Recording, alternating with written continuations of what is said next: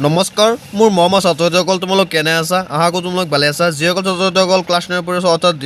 2023 বৰ্ষৰ মেট্ৰিক পৰীক্ষা দিবা সিহঁতৰ মাজত লৈছোঁ ক্লাছ 10 অসমীয়া ছাবজেক্টখন কিয়নো আজি আমি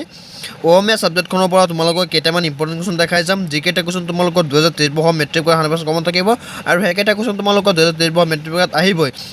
তো ছাত্ৰ-ছাত্ৰীসকল তোমালোকে ভিডিঅ'টো স্কিপ নকৰাকৈ প্ৰথমৰ পৰা শেষলৈকে চাই যাবা মনোযোগেৰে চাই যাবা আৰু যিসকল এতিয়ালৈকে মোৰ চেনেলখন ছাবস্ক্ৰাইব কৰা নাই অনুগ্ৰহ কৰি মোৰ চেনেলখন ছাবস্ক্ৰাইব কৰি দিবা লাইক কৰি দিবা শ্বেয়াৰ কৰি দিবা এনেধৰণৰ নতুন নতুন ভিডিঅ' চবৰ আগত পাই থাকিবলৈ হ'লে এতিয়া আমি দেৰি নকৰি ভিডিঅ'টো আৰম্ভ কৰোঁ ইপিনে চোৱা তোমালোকৰ যিটো সূচীপত্ৰ আছে সূচীপত্ৰৰ 16 নম্বৰ অধ্যায় অৰ্থাৎ লাষ্ট অধ্যায় তোমালোকে চোৱা প্ৰাচীন ভাৰতীয় শিক্ষা এই পাঠটিৰ লিখক হ'ল হেমচন্দ্ৰ গোস্বামী আজি আমি এই পাঠটিৰ পৰা তোমালোকক কেইটামান ইম্পৰ্টেণ্ট কুৱেশ্যন দেখাই যাম যিকেইটা কুৱেশ্যন তোমালোকৰ 2023 বৰ্ষৰ মেট্ৰিক পৰীক্ষাত 100% কমন থাকিব আৰু সেইকেইটা কুৱেশ্যন তোমালোকৰ 2015 16 17 আহি গৈছে চ' ছাত্ৰ-ছাত্ৰীসকল তোমালোকে ভিডিঅ'টো মনোযোগেৰে চাই যোৱা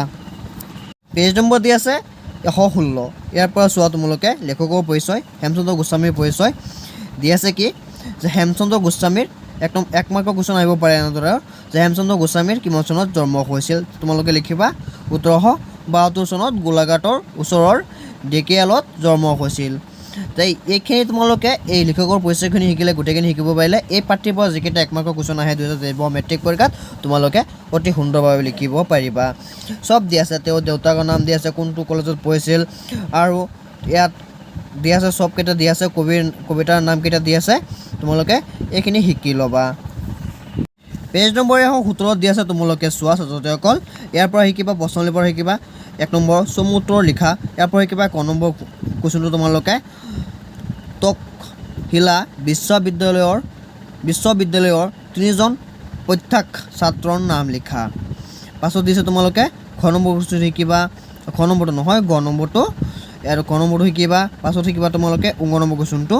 ইয়াৰ পৰা এই তিনিটা কুৱেশ্যন শিকিবা এই তিনিটা কুৱেশ্যন তোমালোকৰ 2023 বৰ্ষৰ মেট্ৰিক পৰীক্ষাত 100% কমন থাকিব ছাত্ৰ-ছাত্ৰীসকল তোমালোকে ইয়াৰ পৰা চোৱা দীঘল প্ৰশ্নকেইটা চোৱা 4 মাৰ্কৰ বা 3 মাৰ্কৰ কাৰণে চোৱা তোমালোকে ইয়াত দি আছে 2 নম্বৰ কুৱেশ্যনটো তোমালোকে শিকিবা প্ৰাচীন ভাৰতীয় শিক্ষা পাঠটিৰ কথাখিনি চমুকৈ লিখা অতি মাত্ৰ ইম্পৰ্টেণ্ট এই কুৱেশ্যনটো 2015 আহি গৈছে ছাত্ৰ-ছাত্ৰীসকল পাছত শিকিবা তোমালোকে 5 নম্বৰ কুৱেশ্যনটো আজিকালিৰ শিক্ষাৰ লগত প্ৰাচীন কালৰ ভাৰতৰ শিক্ষাৰ মূল পাৰ্থক্যৰ কথা বহলাই আলোচনা কৰা অতি মাত্ৰ ইম্পৰ্টেণ্ট হয় ছাত্ৰ-ছাত্ৰীসকল পাছত আমাৰ দিছে ইয়াত দি আছে চোৱা তোমালোকে 6 নম্বৰ দিছে চমুটোকা লিখা ইয়াৰ পৰা শিকা তোমালোকে তক্ষশিলা বিশ্ববিদ্যালয় এই কুৱেশ্যনটো অতি মাত্ৰ ইম্পৰ্টেণ্ট হয় এই চমুটোকাৰ অতি মাত্ৰ ইম্পৰ্টেণ্ট হয় তোমালোকে এইটো শিকি ল'বা ইয়াৰ পৰা শিকিবা 7 নম্বৰ কুৱেশ্যনটো প্ৰাচীন ভাৰতীয় শিক্ষা প্ৰবন্ধটোৰ পৰা তুমি কি মূল্যৱান কথা শিকিলা চমুকৈ লিখা অতি মাত্ৰ ইম্পৰ্টেণ্ট কুৱেশ্যনটো ছাত্ৰ-ছাত্ৰীসকল 5 মাৰ্কৰ কাৰণে চ' ছাত্ৰ-ছাত্ৰীসকল ভিডিঅ'টো চাই যদি ভাল পাইছা তেনেহ'লে তোমাৰ বন্ধু-বান্ধৱীৰ সৈতে শ্বেয়াৰ কৰি দিবা লাইক কৰি দিবা কমেণ্ট কৰি জনাই দিবা আৰু অনুগ্ৰহ কৰি মোৰ চেনেলখন ছাবস্ক্ৰাইব কৰি দিবা ধন্যবাদ আজি ভিডিঅ'টো ইয়াতেই সমাপ্ত কৰিলোঁ